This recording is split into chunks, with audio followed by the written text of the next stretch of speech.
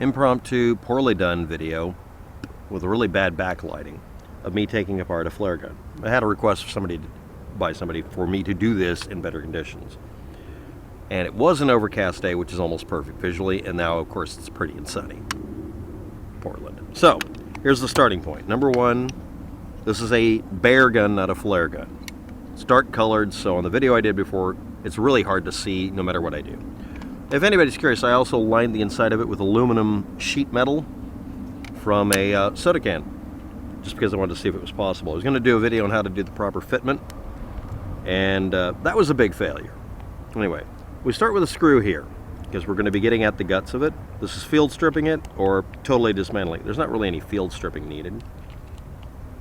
And yes, the aluminum barrel liner is to make sure that it doesn't collect any crap and can be easily cleaned out. We take off the outer surfaces here. These are the ones with the warning labels, and our screw and put it somewhere right next to it.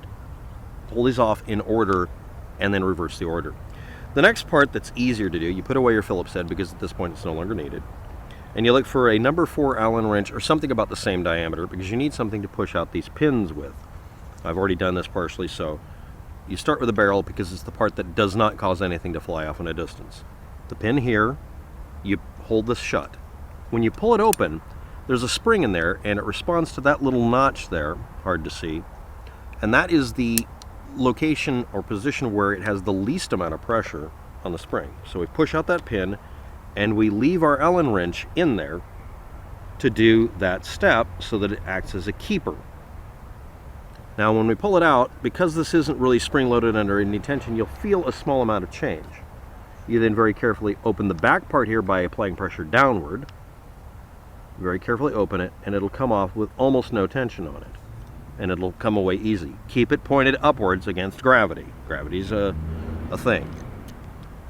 Now, the next part is a little plastic piece and a spring that are in there, right in there, as the Allen wrench falls. Sit still, you piece of junk. So, when you rotate this, take advantage of gravity, make sure that this top edge is not pointed down. You want it pointed up. It's still in position, as can be seen right there. Now we tilt it out like that. Now if it doesn't come loose easily, just pull on the trigger. It's the other half of this press on the trigger. This spring activates or presses against the trigger mechanism, which is now loose and floppy, and the barrel position retainer thingy. Next, we're going to try to take care of this in the proper order. Now, you can't remove the trigger right now. It won't come out, even when you pull out the pin. Now, I'm going to use a random piece of metal. In this case, I'm using a P38, but any piece of metal that's, let's say, less than a ½ inch wide and very thin should work. Last time I did this, I used a toothbrush I modified. Now, when you pull this back, that will actually still flop, but it'll hold the hammer back. Okay? Now, we put the metal piece in here, anything you want to in there. It fits really nice, this one does.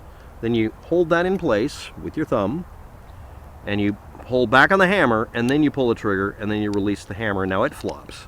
Now once that's done, the remaining 2 pins are then popped out. It's just the same thing. You push it in. Even though there's no tension from any spring, you leave your Allen key in there, or Allen wrench in there, as a keeper or retainer for each part. And again, the trigger can't really come out at this point. Then the hammer, with its firing pin, gets pushed out. And again, even though there's no tension, you leave it in there so that you can hang on to it very easily. Now at this point, you can get the hammer out, usually, by just pulling it out. And when you do that, then through the same pathway, you can get the trigger to come out. Now the way these work is this here is the position it's in when it's resting. If you pull the trigger, you're able to tilt it forward and back. But when it's in this position, in that notch, that acts as a safety. The hammer cannot be pushed forward to hit a firing pin. So that you can, even though you shouldn't, you can leave it loaded with a flare cartridge. That's really not a good idea. Or a blank cartridge, really not a good idea. Or a dead cartridge, that's probably okay.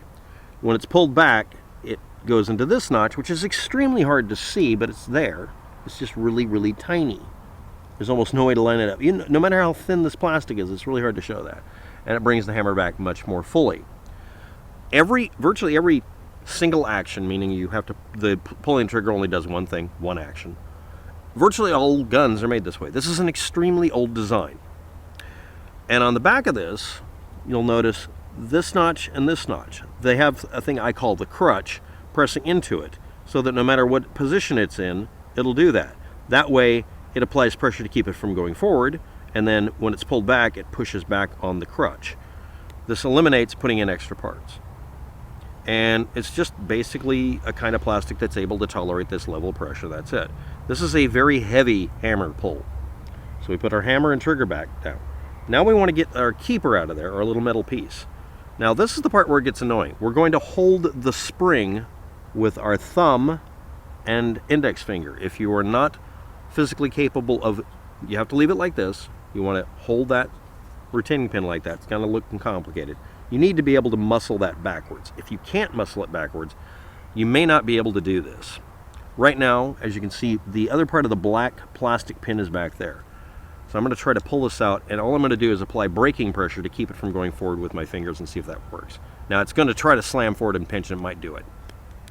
Ah, that's a lot of freaking pressure. This is Satan. This damn spring is just evil. Now, in order to get that thing out of there, I put down my little keeper. We're now out of tools, and we just got a spring under tension waiting to snap on our fingers. But suspiciously, the designers put in this flat spot here for it to be in, right? Well, no. Referenced in a different angle, it's a incline. So, I'm going to have to do this with the camera being able to see it. We're going to try to move this up. If I push it up as maximum I can, you can see that edge there. So it does move very easily. This smooth surface here is a specific reason. It's for assembly and disassembly. It's also getting torqued up badly by the edge of that spring. Anyway, get that back as far as I can. See, now it's chewing it up because there's a hard edge on that spring. Once that's pulled back, now we have this to where we can push it out a little further, and it isn't being pushed into this little well. This is where things get really annoying, and I'm pretty sure I'm going to screw up. Now I'm going to use a smaller Allen key, smallest one I got, hopefully.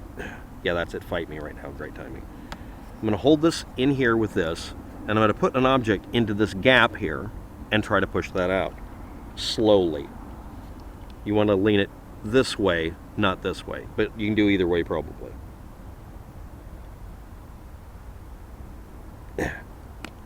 Come on, you can do it, he says to himself.